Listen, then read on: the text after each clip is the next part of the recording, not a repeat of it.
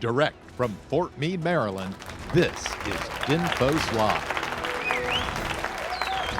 Hi, everybody. It's Major David J. Murphy, host of DINFOS Live. Thank you so much for joining us for this very special episode where we actually went on the road down to Joint Base Andrews. It was really an exciting time. We had some minor technical difficulties, so we weren't able to record the intro and broadcast that out, which is why I'm doing this intro now. I want you to know who we actually spoke to while we were down there.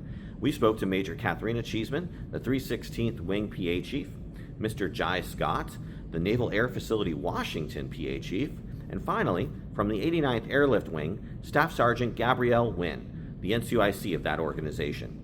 We hope you find their discussion on various public affairs topics interesting and informative. Without further ado, please enjoy the show. Thank you all for being here today for this very special DINFOS Live on the Road edition. And before we get too far into what it is we're going to be talking about, which is public affairs and communication strategy, first, maybe if you could, Major Cheesman, can you tell us about this amazing facility and also this wonderful display that's in the middle of the room here for us? Absolutely. So we are in the SparkX Innovation Cell, as you mentioned. It's the innovation hub for Joint Base Andrews, but also the National Capital Region. So its purpose is to solve problems at the lowest level. You have an issue, maybe it costs too much to have, for example, this machine right here starts printing like things for dental. And usually it costs $500, but for printing here, it's $5. So it saves the Air Force money, but also gets you what you need. Here, for example, is a small UAV that was 3D printed specifically to help people train how to fly UAVs, because as you can imagine, it's pretty expensive if you crash it, if it's the real deal. So 3D printed small UAV, much cheaper to crash and much better when it comes to getting your competency up. Absolutely, absolutely. All right, well, why don't we get onto the public affairs and communication strategy of it all, and maybe you can tell us a little bit about yourself and your background in the world of public affairs. Yeah, so I joined in 2012. That's also when I went to DINFOS last, so it's been a hot second. Don't do the math. Yeah. So I started at Spangdahlem Air Base. I was privileged to deploy to Poland. That was the first time that Russia invaded Crimea. After that, I went to Special Operations, worked with our combat controllers and our pararescuemen. Then after that, I went to this program called AFIT at George Mason, where I got my strategic communications degree. Follow on with an excellent tour at the Pentagon, really recommend it. I know it gets a bad rap, but I think it's fantastic. I got to work with the undersecretary and our press desk, and then a follow-on assignment to Cyber Command, where I learned how not to click on all the links. Indeed, very, very much want to stay away from those risky clicks, right? All right, Mr. Scott?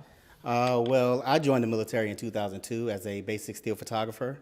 I was my first duty station, and that's around the same time that I went through DINFOS. Don't do the math. Don't do the math. So then my first duty station was on the USS Enterprise, and then we did a merge. Navy did a merge for all communicators to become mass communication specialists. And then from there, I went to All Hands Magazine at DMA, Defense Media Activity. Did a couple years there, then got out. Bounced around the DOD a little bit as a civilian. A couple of jobs was at Walter Reed Public Affairs, Army Research Lab Public Affairs, and now I'm here at Joint Base Andrews on the Navy side doing public affairs. So, okay. Yep. Great, thank you. Okay, well, I joined, I enlisted into the Air Force in 2018. And before that, I was studying at the University of Alabama, studying telecommunication and film because I wanted to be a reporter.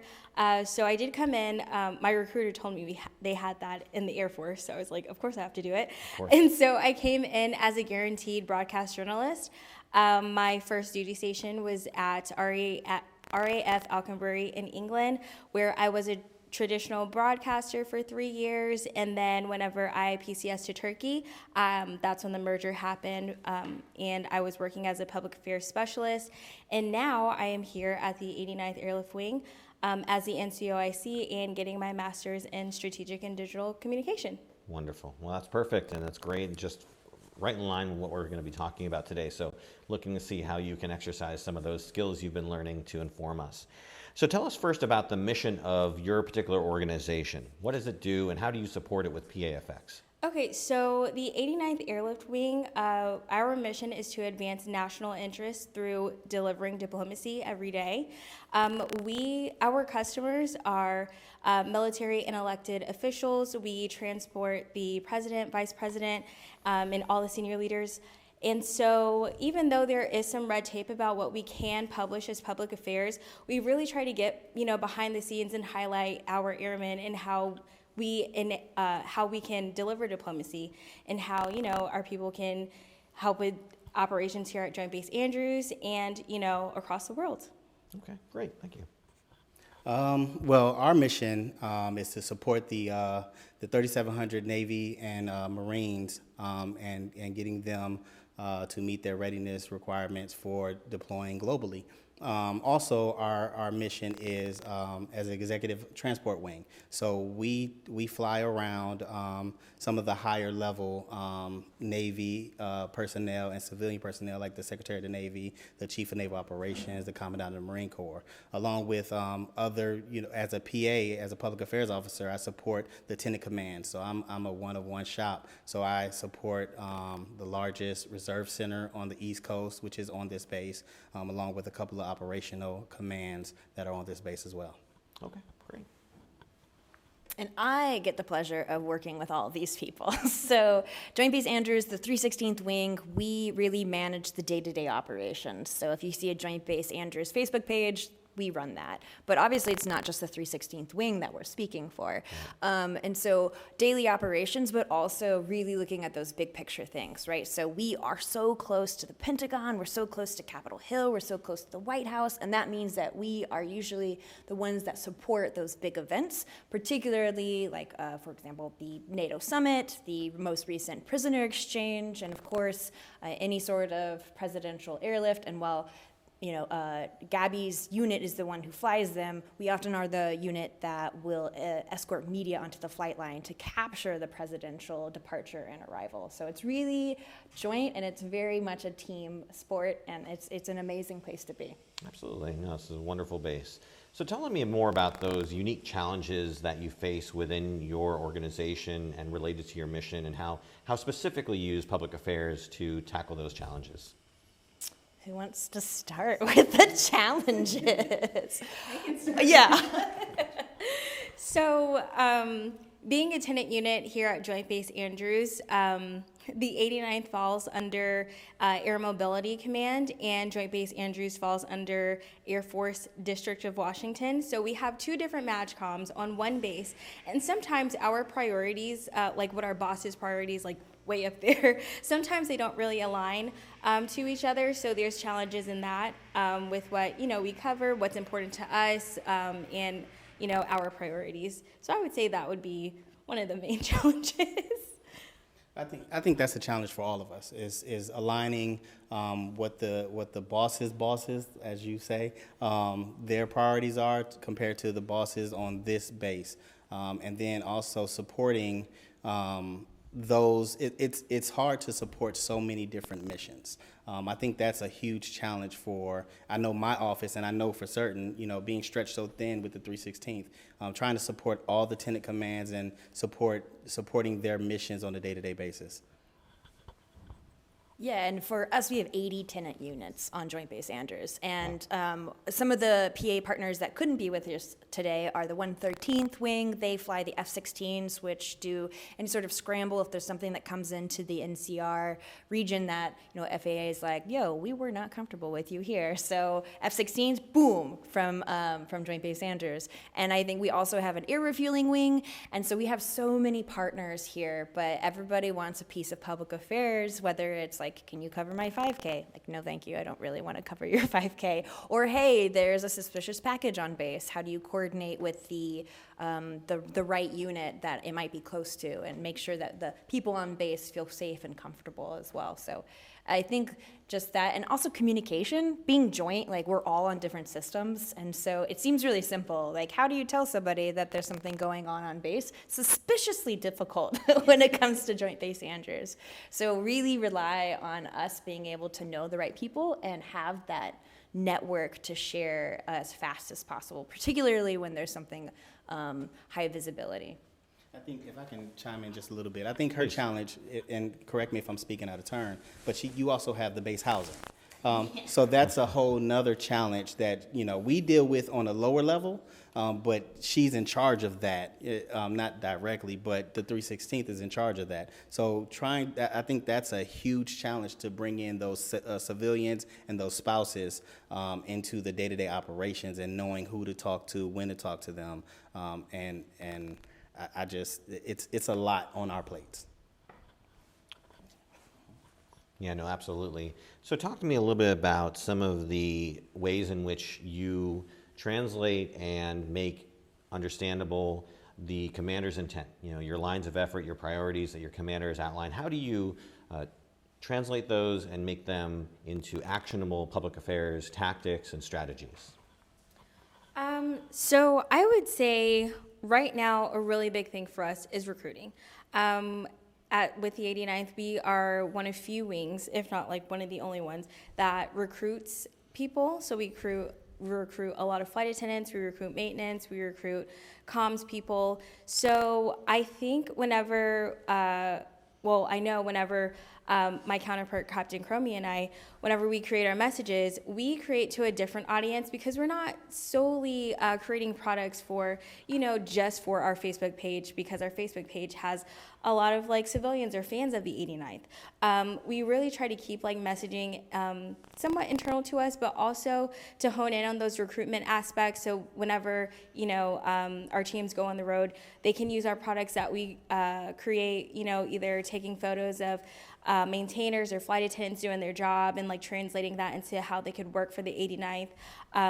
That is a way that we get after tackling our commander's priorities. Oh, I thought you were. So we talked about this before we went live, but I think being intentional, right? So the commander's intent is, it's clear. For us, it's take care of people, take care of mission, which, by the way, is super broad, right?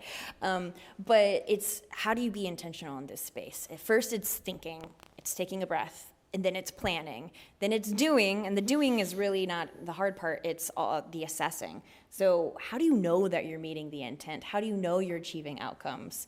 And I think that is where we as public affairs professionals, and frankly, outside of the DoD, just marketing and PR folks, it can be really challenging if you don't have the right tools to measure that outcome. And I think, Jhi, I don't want to put you on the spot, but you had a really good way of saying how you know you're successful or not. As you fail. Oh, yeah, yes. I think to kind of touch on that, it's, you're doing a good job. The only time you know that you're not doing a good job is when you hear it from the higher-ups. Right. So basing it off of that, I think it's a difficult part of our job. But also talking about recruitment, that's something that we're pushing as well. So we have culinary specialists at one of our squadron that fly with the Chief of Naval Operations and everybody. So we're trying to tell their stories and trying to strategically place the information that we put out to those culinary specialists that would want to participate in and want to join that squadron. So it's a challenging part of the job to know what to post, what not to post. How is that aligning with not only our supervisor, our bosses, but our boss's boss? I keep on saying it. That's your thing. But just telling the stories of those around, those on this base, and specifically, because we're on an Air Force base. Honestly, it's telling the Navy story and not kind of getting drowned out by the overabundance of airmen. Sorry. Yeah. Yes. Indeed. Yes. Talk to me a little about how you handle crises. Obviously, you all each represent different parts of the organization. You have the base support, but you also have your tenant organizations. How do you all individually handle crises at your organizations?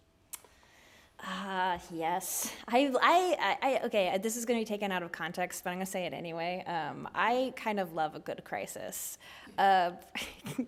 Partially because it really allows you to test how good your team is, and also you can quickly see the areas you need to improve. Right. Obviously, we want to be able to perform to the level that we need to answer the call and make sure the mission's taken care of. But I think the first thing is taking a breath, right?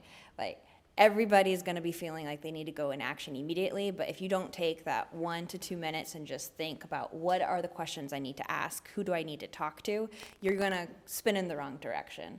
And so I think after that, it's bringing the team together, finding the right people to talk to, and if you don't know who to talk to, finding the people who do know. You know, being the subject matter expert of subject matter experts is kind of what we do. And so on Joint Base Andrews, we have a variety of crises. Like, we have everything from your daily crises. We have a lot of people who try to get on base, trying to jump the fence or drive through the gate. Obviously, this is not just a normal base. We have the President of the United States flying out, as well as heads of state, a variety of prime ministers and presidents from around the world. So safety is paramount here. And I think that's that's kind of our bread and butter when it comes to what small crisis. How much information do you put out? When do you put it out? Who needs to know this information? If you put it out too soon, will you be wrong? And so I love that moment where you kind of have to lean in and just go for what you know as much as you know as fast as you can and be as right as possible, and then be okay with changing tactics if it's not working. But we have already, and I'm 2 months, 3 months on the job, but we've already been through a couple little iterations of that. So what about you? No. I think that was a perfect answer. I'm sorry. That was an okay answer. No, that was. I think that's as good as you can get with that answer. I think she hit the nail on the head. I would just say, for us, it's also knowing who your chain of command is. At the 89th, we're a little bit different. Of course, we always will, refer to AMCPA, but we also work with the White House Military Office. We work with the Secretary of the Air Force, Public Affairs, and there's like so many avenues that we need to go through, and so many people that we need to loop in, because with Executive Air Fleet, it's going to be on the TV, it's going to make national news, and people need to know that the president's okay, or the vice president's okay, or whoever's flying our executive fleet, everything is fine and it's handled. So. I'm sorry, I do have one thing to add. I think getting our airmen, sailors, Marines to understand the why. Right? To understand why this is important. When somebody jumps the gate, why is this important? Because we have families, we have kids on this base. Why is a suspicious package important? Because it could potentially kill someone, or somebody running a gate, or not just because it's national security and because of the base that we're on, but if you understand it now, that follows you throughout the rest of your life. So understanding your why, understanding why you wear the uniform, and if something happens, who to call, when to call, where to call, and knowing the right people to touch and talk to get the job done. Yeah, absolutely. Perfect answer. Perfect. Say it one more time. I have a mic on me. I am mic'd all the time. All right. Let's talk a little bit about the air show. Now, Joint Base Andrews has a pretty, I think, unique air show amongst air shows. Lots of bases host air shows, but you're the only one that I know of that actually features both the Thunderbirds and the Blue Angels at one air show, or at least I don't know if it's every time, but you've had that here. So talk to me about the air show specifically in terms of what you're doing to prepare for it. I know you haven't actually been through the air show process here at this base, but again, talk to me a little bit about what goes into it, and also how it affects the different organizations here behind just the 316.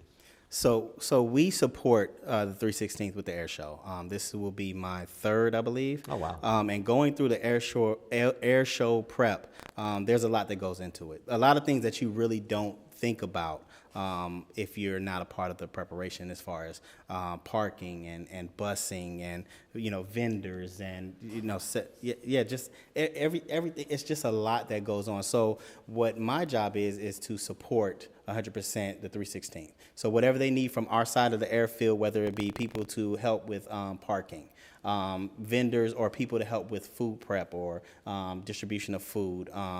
I don't think you need security forces because we couldn't help with that. But and as well as coverage. I mean, I'm myself and Sergeant Wynn are it's one and then two of you guys. So if you need help covering the air show, we're always there to help. But I think the majority of the heavy lifting comes from the 316th. So you have any? What does the 89th do for the air show? So we coordinate like flight line operations and stuff like that. We're just on the other into the house with coordination. So I know like there's a lot of base coordination going on, of course. And so the other piece of that too is the flight line, because the 89th owns the flight line. So all that coordination, public affairs wise, I know that, the STEAM program, I forgot what that actually stands for. Science, technology, engineering, Arts. math. I remember arts and math. So this year, the theme for it is Fly Like a Girl, and we are showcasing all of the female aviation jobs, and that goes along with recruiting. So Very cool. along with, helping with the flight line operations, we are advancing our own priorities and our own messaging in that way, along with helping JBA with all the other messaging. Yeah, absolutely. I would say another thing is the flight line is still active, right? Like if the president needs to fly out on that weekend, preferably not, but we don't say no to the president. So last time we had an air show, the president did need to fly out last minute, and so the 89th Airlift Wing was like, well, people are going to notice when Air Force One takes off. Like this is Make it part of the air show. That's what I so would we say. did, right? So they did, and so they pulled it together and worked with the White House Communication Office, worked very with cool. the National Security Council, and ensured like, hey, no one's going to not take a picture of Air Force One taking off. How do we leverage that? And that was something day of that happened. Yeah. So I think that's a great example of how public affairs can be flexible. But yeah, my meetings are currently a lot about like app development, porta potty parking, just like things that I wouldn't ever think I would talk about as public affairs. But really, the more we understand, the more we can help people solve problems with the public affairs tools that we have. And then look at opportunities, right? We have the Washington Spirit, we have the Nationals, we have the Caps, we have the Commanders, we have all these sports teams in the NCR, the National Capital Region. Is there something we can do to leverage this air show and this open house to really welcome the public and say, this is your military? Yeah. And I think working with sports teams can leverage that. Absolutely. For you, Mr. Scott, you said you've done this for a few times. So again, I know that the Blue Angels and Thunderbirds have done the air show at the same time, and it's very rare they do that, but they don't do that every time, right? That was a special not every occasion. time. No, not every time. Okay. I think last year was the Thunderbirds, or last time was the Thunderbirds. Yes, so Thunderbirds again. So yeah, they don't do it at the same time. I guess their schedules have to align. Yeah, absolutely. So you're all DINFOS trained killers. You've all been through the schoolhouse at one point in time in your lives. Talk to me a little bit about the lessons that you learned from your time at the schoolhouse and how they have helped you succeed in your job as a communication professional. I've recently taken some advanced and intermediate courses along with, my time in tech school. But I would say as a young NCOIC, a young quote-unquote superintendent, if you will, a lot of these courses, I've learned to just like advocate for myself, advocate for my office and my people, and just like using those lessons that I've learned about how to manage a budget, how to make a comp plan, how to, just make anything like communication-wise, just like putting it out in the front and getting all the information you can from your subject and advancing your commander's priorities and stuff like that. So I've used DINFOS Pavilion and Waypoints more than I ever thought I would since being in this job. And I would say that those are two resources that have really helped me just like refresh some of those skills that I might have forgotten, or refresh some of those reference points like AFIs and anything else. So AFI is for our non-Air Force audience. Oh, Air Force instruction. So sorry, I don't know what they are called in the Navy. An instruction. So it's been a while since I've been to DINFOS, but just thinking back to when I went through, I think DINFOS is a solid foundation. Just like college, it's a solid foundation. You'll get, the more you go back, the more tools get into your toolbox, but once you get on the job, that's when you really learn the depth of what your job actually is. I think DINFOS is a tool that needs to be utilized, and I think, in my opinion, is underutilized. And I think the service members need to go and They need to use DINFOS in the schoolhouse and also have mentors from the schoolhouse. I think it's okay to have, Major Murphy and go approach you and say, hey, I know you're an instructor, but can you be my mentor? You know what I mean? Because if I'm out in the field and I don't know something, who better to reach it back out to than an instructor at the schoolhouse that teaches it every day? Also doing things like this, having PA friends or public affairs friends that you can kind of, that you can talk to. Iron sharpens iron. So if you can go to someone and say, hey, take a look at this, and they tell you it's crap, then you got to rethink the way you're doing things. So I think I would love to go back to DINFOS. I'm a little old now, but I still Never too late. Never too late. Never too old. But I think you have to use it for what it's there for. Okay. Ditto. I would say network, right? So I think a lot of people who come out of Defense Information School, for those who don't know what DINFOS is but are watching DINFOS Live. If you don't know what it is, how did you find this show? This is my mom. Oh, yeah, of course. True. It is the network, right? So you might not be able to solve the problem, but somebody else is smart, and somebody else can solve that problem with you. And so I know that every time I've come out, been like, oh my goodness, my boss is going to travel to Hill Air Force Base, and I knew the PA who was there because of Defense Information Network. So I think always in your day-to-day life, be kind, be genuine, be authentic, but also those relationships will be there in the future. So treat people well because they will remember you. Yeah. It's a small career field, even across the Navy. Hey, the best and the brightest. Well, that's one thing we tell students, right, is that their networking starts there, right, at the schoolhouse. The students they're working with alongside every day for the 10 weeks or so that they're there for, at least for our program, for PAX-Q, they're going to be connected, and they're going to start that networking there, and so it's going to carry with them for the whole rest of their careers. There's still people who I talk to, who I went to school with, and that networking never goes away.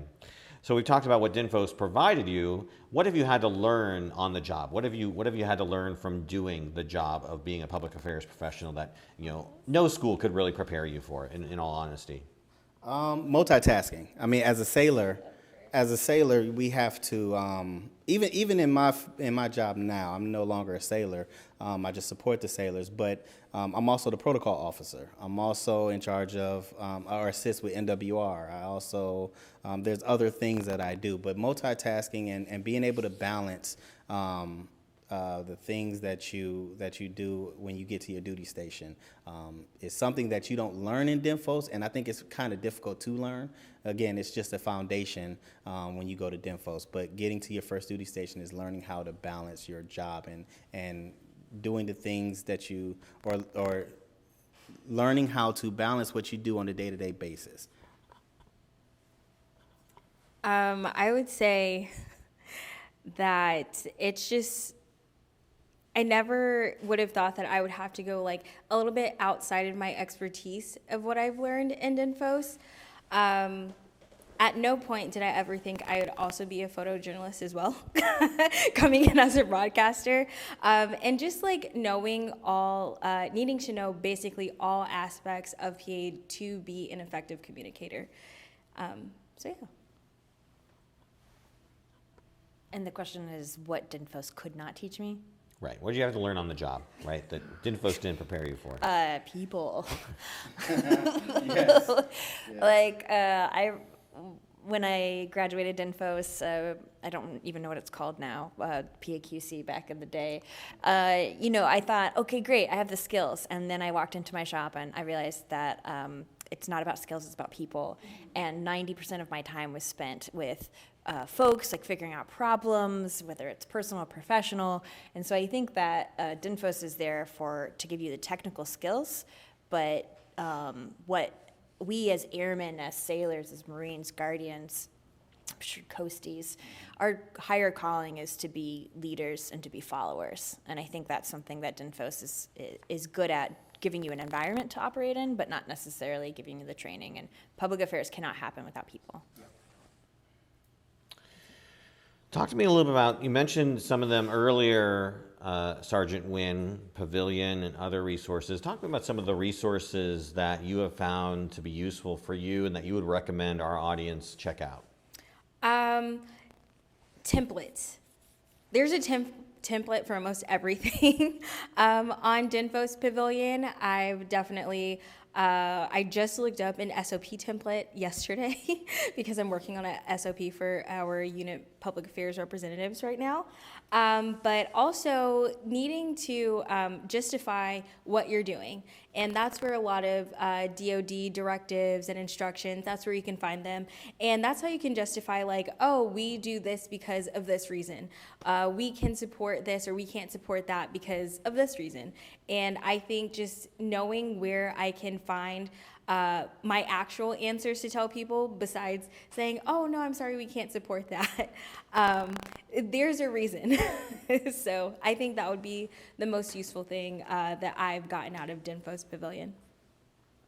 I'm happy saying I will not support that, but I think some of the tools that I use, social media.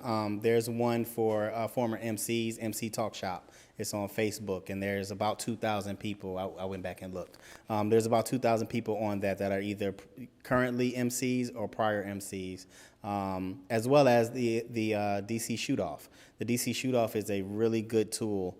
It's a time to get together with other shooters, other professionals in the communication field, and learn from them. And then also towards the end, they give you an assignment. Go out and produce a photo story. And the winner gets, goodies. What better motivation than to give you something for free? So those two things are things that I would recommend. So I think connecting, especially as public affairs, we're very lucky that we have relationships with our community and that we're in charge of managing those relationships. So reach out to the folks who do public relations and marketing in your community. So for example, we have a relationship with the Nationals baseball team, and we're going to sit down with the Nationals marketing director and their PR firm and just trade best practices, and frankly probably be more in listening mode than sharing mode. But there are professionals outside of the DoD who do this work and do it really, really well. I would also encourage us, reach out to journalists. What pitch sounds good to them? What do they actually care about? How does the editorial process work? There are folks in this community, again, outside of DoD, but in the PA community, who can really invest and give us those tools to be more successful. So, and let's leverage those relationships that we work on. I would say that for sure. Talk to me a little about working in the joint environment, right? This is Joint Base Andrews, and so talking about some of the unique situations and considerations that come from, again, working in this joint environment.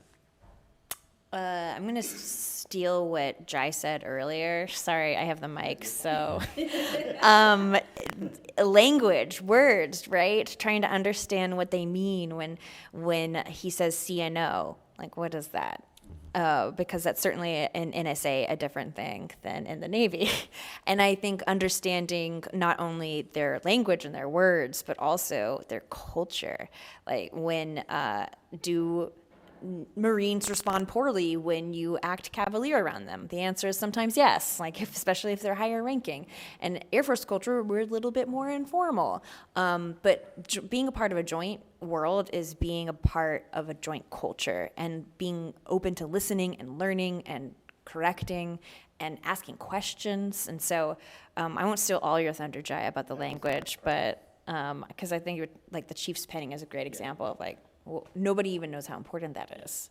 Yeah, so I think that's the thing. So the communication, right? Going in, and if we're at a joint base, the Navy or if the Air Force asks me to do something, coming in and kind of training me up on the importance of this, the protocol of it. We have a Chiefs penning this Saturday. So going over to your squadron or your command and talking to the shooter or whoever will assist me and telling them how important the E7 penning is. It's a huge deal in the Navy. And so if they don't know that, then they're going to walk into it thinking it's just a regular old re-enlistment, when it's not. It's a big deal, and historically it's huge. But I think you hit the nail on the head. It's about communication. It's about talking to them, and for the Navy, dumbing down what we say and how we go about doing things. But I think we do a good job here. I think, with her predecessor, Major Hill and Major Cheesman, they give me the support that I need. I don't know if all bases are like that, but, with their shop, she's always like, how can I help? How can I help tell the story of the Navy? And I think that's a bridge that needs to be built everywhere, is, getting together and communicating with one another and helping one another. Whether I can help her or not, I'm just going to extend that olive branch and let you know that I'm here for your help, and you as well. So, yeah. You got anything? Nope. Awesome. All right, great. Well, that brings us to the end of this month's program, so I want to thank everybody for tuning in. Before we say goodbye to you all, what is one last thing you'd like to add before you go on with the rest of your day? Read the news, watch the news, listen to the news. As public affairs professionals, I have been shocked across my career when people don't know what's going on. Just like not even today, but just in general. So our job is to be informed so that we can make informed decisions and provide advice and counsel to our commanders, to flag if something is relevant to our commanders so that when they do their mission, their operations, that they are most knowledgeable in that information and decision space. So I love the BBC Global News Hour. It posts twice a day. It's 30 minutes. It gives you an international perspective.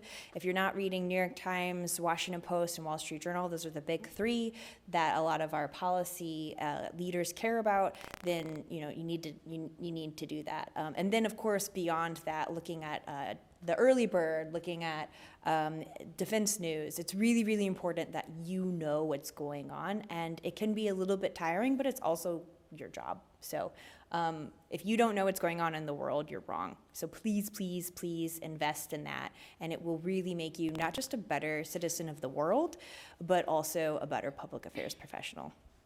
And I'll say on that same note, there are many tools out there for anyone who's interested that help condense, summarize, and help articulate the news in ways that are easily digestible. So if you have access to those tools, use them because they will definitely make your lives a lot easier.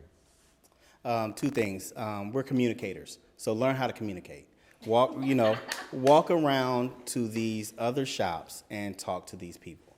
You don't have to always show up when your supervisor says, "Go get me a story." You can show up just to get to know people, and that in turn will allow them to open up and be more receptive to you when you do show up with your camera recording device or whatever you need. And then also, you're doing yourself a disservice if you don't have a mentor. Have a mentor in this field. I have a mentor in almost every aspect of my life. Have a mentor at the very least in this field, someone that can be very honest, brutally honest with you, and let you know when your stuff sucks, because it at times it does. So those are my two things to pass on. Saving the best for last. I don't know if it'll be the best, but it will be the last. I would say always be open to learn. As public affairs, things change rapidly. Our processes always are changing. AFIs and instructions are always changing. So just staying on top of like what you need to know, what you need to do, and just be open to learn. Yes, we're public affairs, but every base that you go to is going to be different, and you need to learn like maybe a new skill or like the nuances of the base. So just be open to learn. Okay. Great. Well, thank you all so much for your taking time out today. Really appreciate it. Hopefully, those of you who were able to tune in learned a little bit from our guests here today, because I think they all offered something that was very interesting and insightful about their missions. All right. Well, that is it for our show this month. Thank everyone for tuning in and watching our show. Please tune in next month on October 30th, when we'll be having Colonel David Butler, the Special Assistant for Public Affairs for the Chairman of the Joint Chiefs of Staff, on talk about his mission and how he uses public affairs to help support his bosses and his commanders. Well, again, that is our show for this month. Remember, if you're interested in listening to our show, know that that is also a podcast. You can find it on your podcatcher of choice. Just search DINFOS Live. All right, for everyone here at the SparkX Center, I want to, of course, thank our amazing guests for being on the program, and we will see you all next month. Bye, everybody.